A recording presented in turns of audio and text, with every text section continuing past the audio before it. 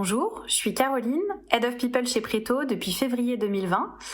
J'ai construit l'équipe autour de 3 pôles entre Paris et Nantes, HR Operations, recrutement et la partie Office Management et Team Care.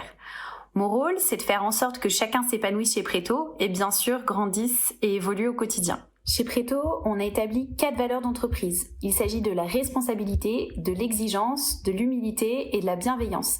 Ça fait vraiment partie de notre culture d'entreprise et ça nous guide dans nos prises de décision au quotidien.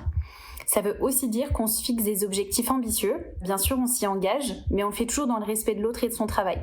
Et surtout, on sait se remettre en question pour toujours aller plus loin. Preto, c'est une entreprise qui est super dynamique et avec des profils très variés. On recherche dans toutes les teams, que ce soit à Nantes ou à Paris, des experts crédit ou assurance, des managers dans la team sales, mais aussi des développeurs, des data analysts, des chargés de back-office, des conseillers.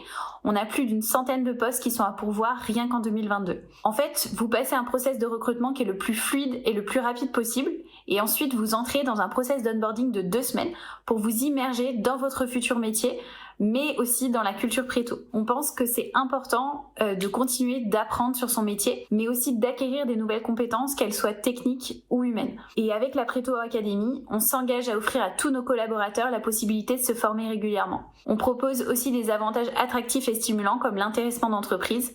La réussite de chacun profite à tous. Toujours dans la lignée de nos valeurs, on a voulu aller plus loin chez Preto et travailler autour de la thématique de la RSE. Aujourd'hui, on œuvre en interne autour de 4 grands piliers qui sont l'environnement, la qualité de vie au travail, la diversité et l'économie. En fait, on a des petits groupes de travail en interne qui œuvrent sur des sujets comme l'égalité homme-femme, comme l'écologie ou comme l'accès au logement pour les personnes en difficulté. Et l'objectif, c'est d'arriver à une multitude de petites actions qui ensuite sont transmises en interne.